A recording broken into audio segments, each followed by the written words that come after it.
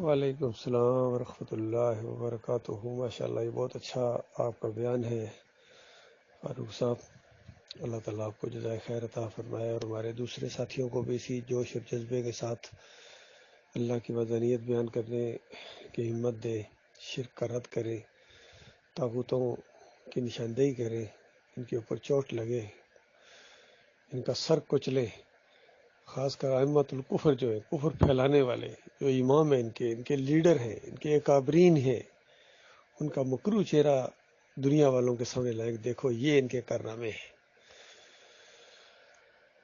ایک دفعہ جیل میں ہمارے ایک ساتھی بنے، انہوں نے کہا بھی میں نے ایک پروگرام رکھنا ہے، لوگوں کو دعوت دینی ہے، آپ آئیں تقریر کریں۔ میں نے کہا ٹھیک ہے، الحمدللہ، بہت اچھی بات ہے۔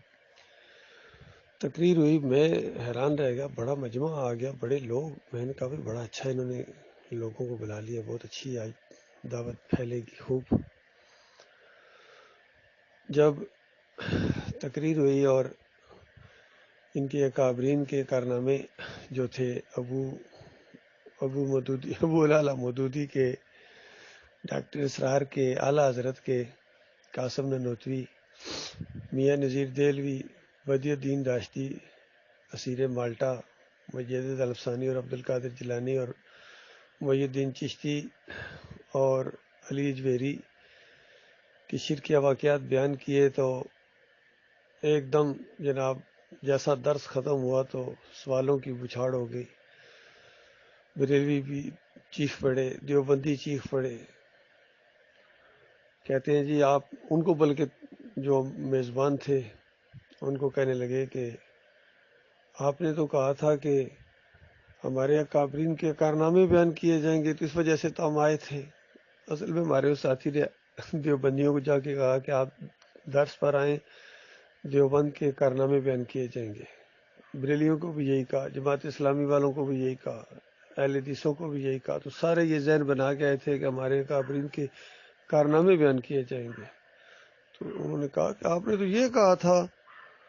تو انہوں نے کہا بھائی کارنامے ہی بیان کیے نا انہوں نے، ارشد صاحب نے، یہ کچھ کرتے رہے، جو کچھ کرتے رہے وہ بیان کر دیا ہے، تو اب آپ کو اتنی تکلیف ہو رہی ہے ان کے سارے جو شرکیہ واقعات کہ ہم نے لکھے، ہم نے کہا تھا لکھو، انہوں نے خود لکھے، یہی ان کے کارنامے ہیں۔ تو یہ ان کے کارنامے ہیں جن پر یہ ان کی تعریفیں کر رہے ہیں، ان کی مذمت کرنے کی بجائے ان کی تعریفیں کر رہے ہیں۔ اندازہ لگائیے، کفر و شرک پھیلا کے مرے ہیں، اللہ کی کتاب کو جھٹلا کے مرے ہیں، نبی علیہ السلام کی تکذیب کر کے مرے ہیں۔ تو ان کا جو مقام ہے وہ ان کو حیثیت ان کی رکھی جائے۔ باقی بیچ میں آپ کے منہ سے نکل گیا یہ سند کا معاملہ، یہ 2000 کا سال کا مسئلہ، 2000 نہیں، 200 سال کا ٹوٹل معاملہ ہے ان کا۔ 2000 تو ابھی خیر وہ بہت پرانی بات ہے، ابھی تو نبی علیہ السلام کو یہاں سے گئے اور صحابہ کا دور ختم ہوئے 1500 سال ہوئے ہیں، ابھی 2000 سال نہیں ہوئے۔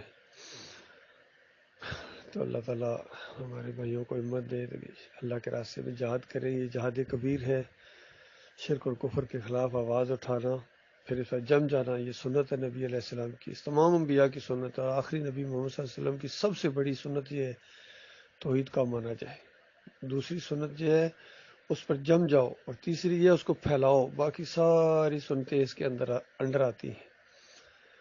اللہ تعالیٰ ہمت دے ہمیں، ہمارے ساتھیوں کو جمائے رکھے۔ آج زمین کفر و شرک سے بھر گئی، اور اس کے ذمہ دار یہ اجرتی مولوی ہیں، فرقہ پرست مولوی، اجرتی مولوی، مسلکی مولوی، اور جنہوں نے اللہ کے بندوں کو فرقوں میں بانٹا، اور پھر بندوں کو، انسانوں کو داتا، دستگیر، مشکل کشا، حاجت روا، غریب نواز، کیا کیا القاب دیے اللہ کے جو عربی میں نام تھے، انہوں نے اردو ترجمہ کرنے کے بعد بندوں میں دے دیا اور لوگوں کو پتہ بھی نہیں چلا۔ اور آج اگر صرف اتنی بات کہا جائے علی اجویری داتا نہیں ہے، داتا اللہ ہے، تو وہ جھگڑنا شروع ہو جاتے ہیں۔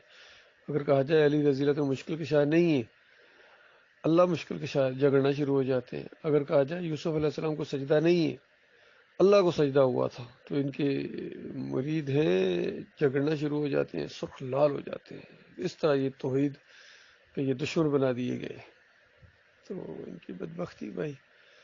ہم اپنا کام کیے جائیں گے، یہ اپنا کام کریں، اللہ تعالیٰ فیصلہ کر دے گا۔